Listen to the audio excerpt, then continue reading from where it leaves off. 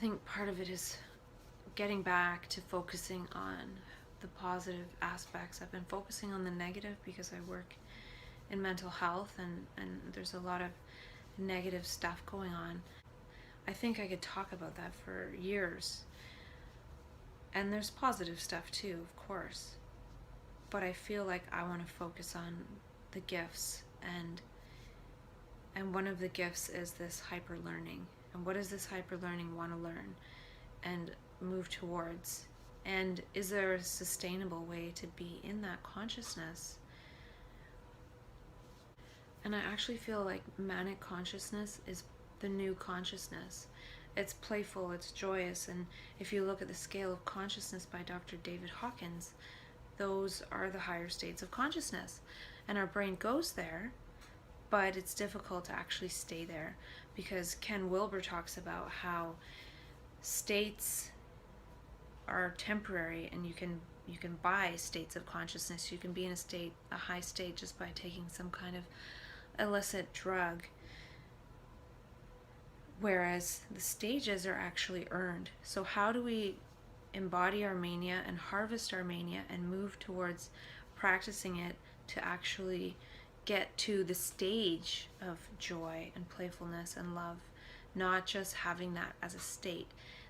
The state we get a lot of times just organically through our own endogenous biomolecules. It's all, we can create them ourselves. And it's a matter of, I think it's a matter of how do we design our life that is that joyful, that we're creating those biomolecules endogenously, automatically. And that's part of manic lifestyle design. How do we design our life? Because when we're in that consciousness, we act in different ways. We're random, we're spontaneous, we're creative, we're playful. How do we design our life to just be that way? And then we're almost earning that state by creating our life in that way. And by creating our life in that way, we're actually in alignment with the universe and what the universe would want for us. The universe doesn't want us to be habitual, programmed, robotic drones. It wants us to be one with life. And I was listening to a talk by Eckhart Tolle, and somebody asked, what's the significance or what's the point of mental illness or something? And he sort of was beating around the bush for a while, and then he actually talked about it in terms of suffering, because his thing is about how suffering leads to awakening, or it can. And then something he did talk about was that it's all one life, it's all one consciousness. It's not separate, like it's not my life and your life, it's just life. So I liked that reminder of the whole oneness thing. It's life. And I think that's what actually happens when we go into manic consciousness, is we're just one with life. Like that's actually the energy of life. That's the energy that feeds the plants. That's the energy that feeds all creatures on earth.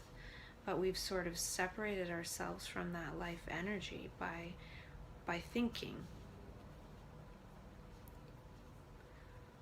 And I think in the end we all get returned to that life energy, because it is just one life.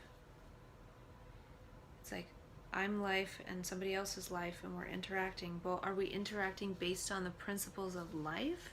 Or are we interacting based on these rules of thought that we've created with our dividing minds to keep ourselves separate? And I was thinking about how lately I've been struggling with some so-called anxiety, and I haven't really created any stories in my mind about it, so I felt it mostly as pain in my body.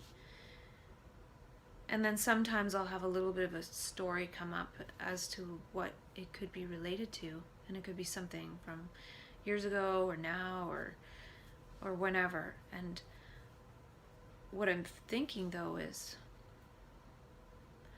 usually I don't feel this kind of anxiety.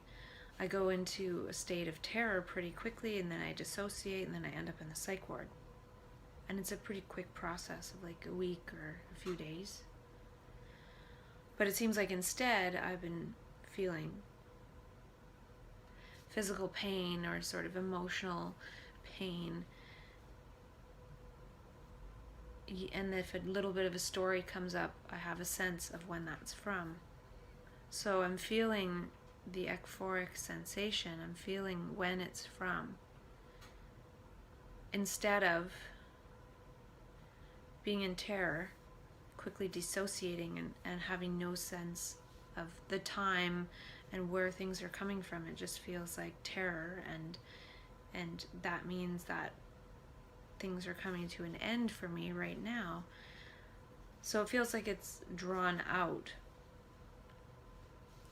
So by not maybe tumbling down into the very low states of consciousness so quickly, I'm maybe in still low states, but they're painful, but they're manageable, as opposed to maybe that's part of the things. The lower states are so painful that my consciousness can't manage it, so then I dissociate from myself, and I can't remain myself. And also too, I don't take any extra medication for these pains or these feelings of anxiety, whereas if I go into those extreme states and I dissociate, I end up in the psych ward on extra medication. So I'd rather not take the extra medication and just feel it.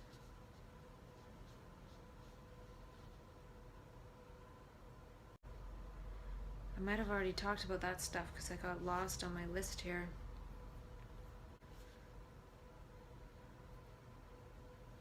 I was thinking about the evolution of consciousness, and why would we go backwards in consciousness? Why would we go down the scale of consciousness if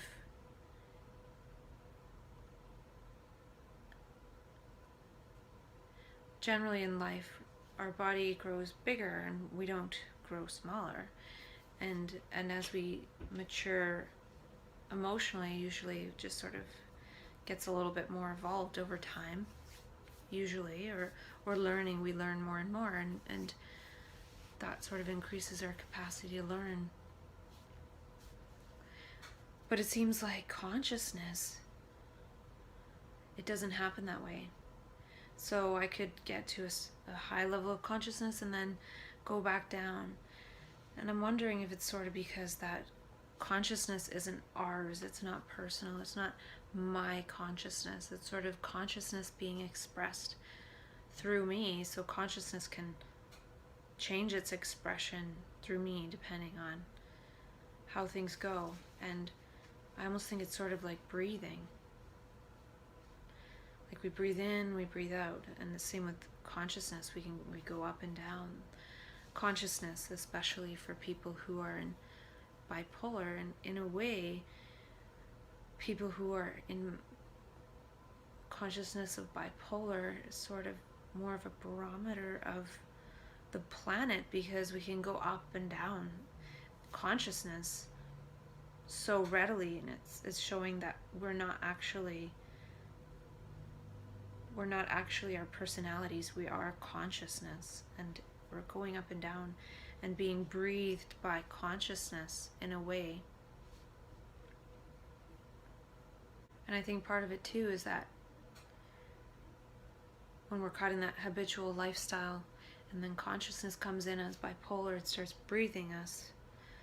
We're trying to find where we want to actually settle into a different lifestyle, not in that habitual lifestyle. So normally recovery is to get us back into some kind of habit similar to our past habits, whereas this energy is wanting us to live in a completely different way, living in a life that is beyond habit, because this consciousness is going to come in and disrupt whatever it is we're trying to habitually do. So that would be like trying to climb a wave versus actually just surfing a wave. And so I think part of it is getting with that wave. And just as far out in the beginning of a wave, it's like this huge wave. As it gets closer to the shore, it's a very light wave. So I think even though it starts, we're breathing up like this, sort of like big waves, eventually as it gets to the shore, we probably will even out, but that's as long as we're actually going with the wave. Like, where is this wave trying to take us? I think it's trying to wave us out of our personality, for one. And that's another thing, when I was watching that video about learning or neuroplasticity, manic consciousness definitely wants to learn, and it definitely wants to be creative. And not just creative in one little aspect, it wants to be creative in all of life.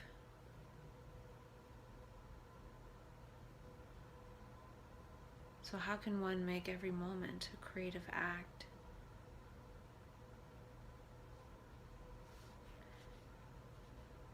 And since it is a learning process, and it sort of wants this overstimulation, well, what kind of overstimulation? Because the manic energy makes everything overstimulating.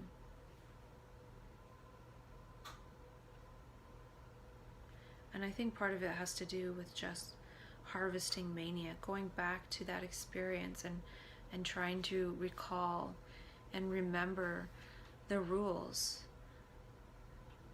the unseen rules, the unwritten rules. It's sort of like giving us a map to this game, seeing how it really works, and then coming back, if we could actually harness that, that might be really powerful, because most people think it works in this linear, logical, reductionist way. But I think it works in a different way. And if I think about it, we're in sort of the age of reason. And Sean Blackwell talks about spiral dynamics and the levels of evolution of worldview, and how there's the modern, postmodern, and then I think he calls the last one the power of now way. And the power of now level, he talks about how people will be at this high level of consciousness, but they see there's a place for all levels of consciousness. It's not just about trying to get everyone to be this higher level of consciousness, but honoring all levels. And I feel like, for example, I'm a vegetarian, but I'm not the kind of vegetarian that feels like everybody should be a vegetarian. If somebody else wants to eat meat, that's whatever. So to me, that would be kind of like a power of now level of consciousness, because I'm not trying to push my ways on other people. That doesn't help. If other people want to become vegetarian one day, cool. I've been vegan and then not vegan. I've been vegan and then vegetarian, and maybe one day I'll eat meat for some reason. I can't imagine that I will, but I can't say for sure that I won't.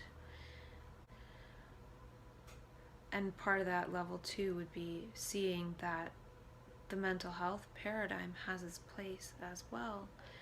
I don't feel like I want to work in it for very much longer, but it does have its place. It does help some people. It has helped me.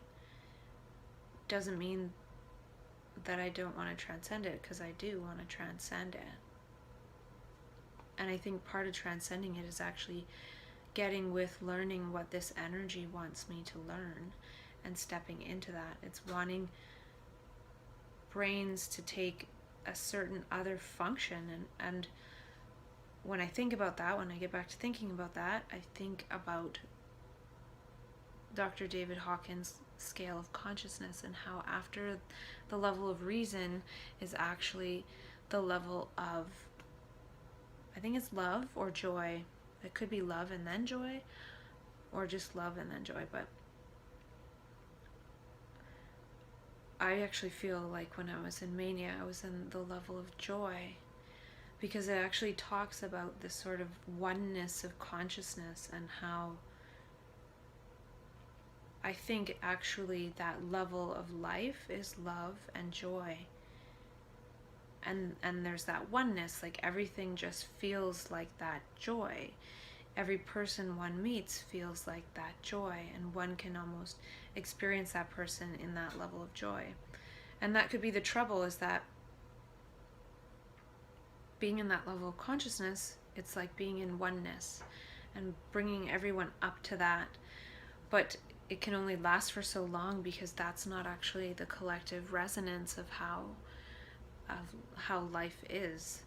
So then one sort of gets shot in the other direction in order to compensate. And I think it's not that one can't get back. I think one can get back there. But it's a matter, again, of earning it through embodied mania, earning those stages versus waiting for the states to come. Because the states aren't earned, and I think the way one earns it is actually earning it neuroplastically and neurologically, from epigenetics to DNA to glial cells to neurons to everything. It has to be really embedded in the neurophysiology. And if you can imagine that, if a person is just a producer and creator of joy, and just joyful, their whole body is going to vibrate with that. But if one gets into that state of joy through mania and has never been there before, it only makes sense that it's not going to last forever. It sort of like lays the foundation of some of the neural pathways, but we have to actively build on those neural pathways, and that could be the learning. The mania is the learning of the universe that gives us that blueprint, and then it says, hey, now what are you going to do with this blueprint? And most of us have our blueprint crumpled up and thrown away, and our brains and our neural pathways medicated in preventing that from happening again. But I think it's important to actually embody one's mania, and I think that's why altruism as part of the healing process is very important. I talked about that paper by Dr. Roger Walsh that says services need to be redesigned to have altruism one of the first steps, like even when a person is still suffering, to help other people. And I think that's part of the manic consciousness lifestyle design, is just going out and being randomly helpful and kind. And if I wonder about it, if I'm curious about it, all I have to do is just remember how I was in that state, and why am I not being that way now?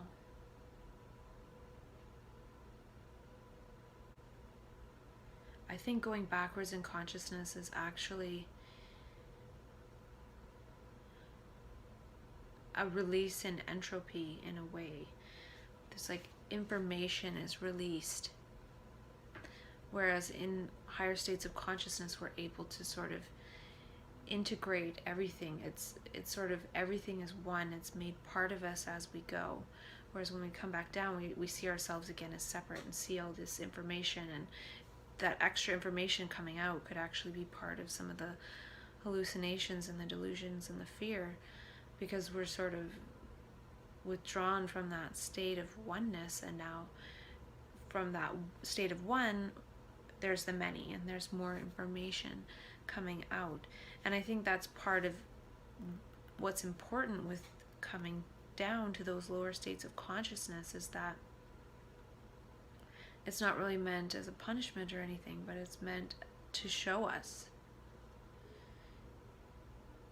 what it is that we're here to work for, which is to eliminate and alleviate a lot of that suffering that we have to experience within our consciousness, because a lot of it that we experience within our consciousness is not even our own suffering.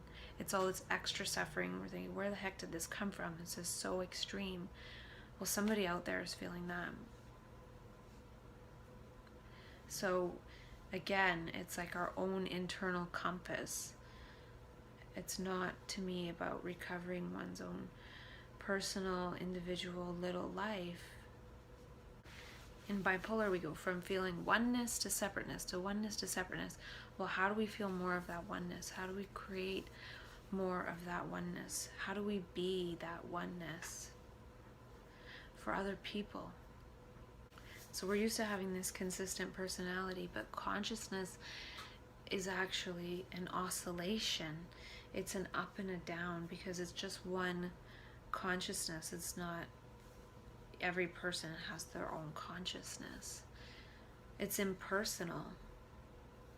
And the ego makes things personal, and that's why consciousness comes in and breaks up the ego and shows us that life isn't personal. It can be very joyous when we don't make it such a personal thing. Earlier today, before I watched that TED Talk about the neuroplasticity, the woman who healed a major deficit in her brain that she was told she would have for life, I wrote that I really want to help people get their 25 years back, and not just get 25 years back, but see that they have gifts, and that this process is evolutionary and it's non-personal, and we actually have a huge responsibility to come together as a neurotribe to actually help the world. We actually need to help the people who think they need to help us. And so it's not necessarily about recovering from having a mental illness.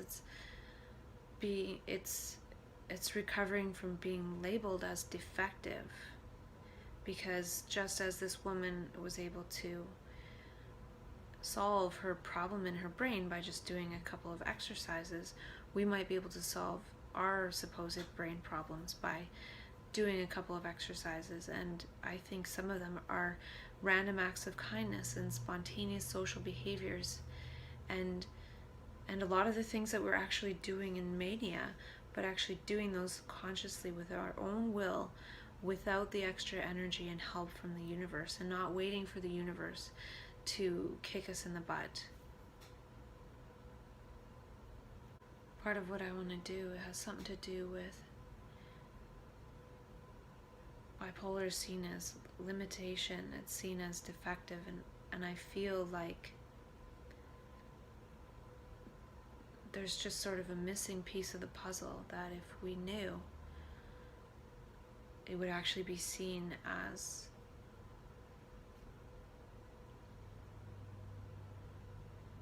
desirable. Just like this lady who was able to do certain exercises in terms of some kind of activity she designed to get her brain to sort of spark on. What is it that would make the bipolar brain spark on and actually find some kind of harmony with this world? Because usually when I've had a crisis of some kind, I'm actually close to thriving.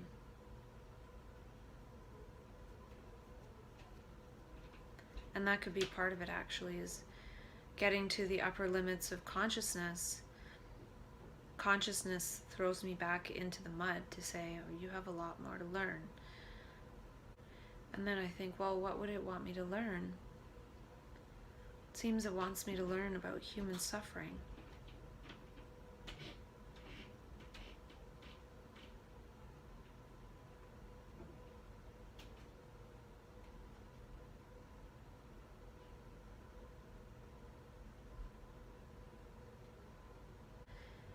And this woman, she changed her brain by doing some kind of exercises that she designed to help that area of her brain. And if a woman can do that, of course the universe can come in and change our brains with the energy of the universe. If a human can just sit down and go do and then over time change their brain, well, the universe can come in and go and change the brain too. And I actually feel like bipolar and these other things that happen to people is actually new cognition. So they talk about cognition and precognition. I think this is actually new cognition. This is consciousness evolution. And it's a type of processing we don't fully understand. And I watched another talk. This man was talking about how the brain is 10% neurons and 90% glial cells. And how the glial cells are much more important than is ever said or thought. And I actually think that they talk about how flow is transient hypofrontality. The prefrontal cortex turns off. And then all of a sudden, we're more in the present moment and all these great things. Well, it could be shifting more to the glial cells. Maybe neurons are actually more like scar tissue than actual, maybe glial cells are actually being one with life. It's a mirror of exactly what's out there and being one with that in the moment, whereas the neurons are thinking about stuff. And I think that the universe wanted us to create all of these structures we have now, but now it's like, okay, it's time for the prefrontal cortex to shut down. We've created enough too fast, and it's time for it to shut down, and it's shutting it down in a lot of brains, and we're switching to these glial cell processes, and then the brains that are neuron dominant are actually thinking that this is pathology, this happening. But it's actually, I think, evolutionary, because we don't really need to be abstracting about reality as much. Now is actually just being one with reality and what we've created, and actually enjoying it and being joyful. And I think that's partly what happens in bipolar, is that there's that hypofrontality, that prefrontal cortex abstracting about stuff shuts down, and one is just one with the creative process and being creative for no particular reason except to be joyous and celebrate. So it's kind of like this time now to sort of enjoy the fruits of the labors of humanity and all the generations before us, and actually slow down. But our brains are so programmed into that progress that we don't really actually enjoy the progress that we've made. And I think that's why the universe is shutting down the prefrontal cortex and starting to create different brains. And that's the thing, that it's consciousness that directs all of this. We think, oh, there's DNA this and DNA that. Yeah, that's true to a certain extent, but consciousness is more fundamental than that. Yeah, so new cognition, and it's just a type of processing that we don't understand. And I felt it in the past as information overload. And I'm wondering too if this process of self-dialogue could help with information overload, in that at least I'm speaking, I'm giving voice to some of the information that goes through me. And in that way, sort of making it manifest, instead of sort of having it swirling around inside of me and having to play with my energy through the entropic process. And so it's actually making it manifest instead of just having things always swirling around. Because if manic consciousness is part of the learning process, then by speaking to myself, I'm helping myself learn and integrate what I've learned. And part of the learning is to not accumulate and just sort of release it and go on to the next thing. And in that way, perhaps this change in consciousness, which I feel could have something to do with entropy, with information, the change in consciousness is what releases information from the body or wherever it's stored, and then we have access to that information in consciousness, and going down to the lowest levels of consciousness, we have access to information from those low levels of consciousness, especially when we're actually in the bipolar process, because then we're actually more identified with that consciousness than we are with the present moment in our body. So then we have more access to that other information. And it breaks us out of habit. And that's one of the reasons why I feel it's important to not live in habit. So all these things that manic consciousness does, it's important to design into one's life consciously by our own free will. Because in mania, sometimes the scary part is we feel like we don't have any control. And then when we get control back, we just go back to our old ways. We don't actually listen to what that energy was trying to tell us. And not just tell us, show us through making us act certain ways physically. And then, some people hear voices. There's all these different levels of consciousness of the universe trying to communicate with us and give us some other form of compass. Then it's like an intuitive compass, and it's a different compass than the one that we're used to from our own ego consciousness. It's those ones, our own voice for our own ego consciousness. Those are all things we got from the outside.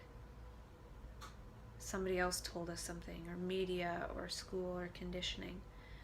But we don't listen to what's happening on the inside. And then no wonder sometimes the inside energy takes us over and moves us and animates us in ways that are good in some ways, and then some we don't really want. And then when we get out of that energy, we can actually choose, because we see we have more degrees of freedom than we originally thought.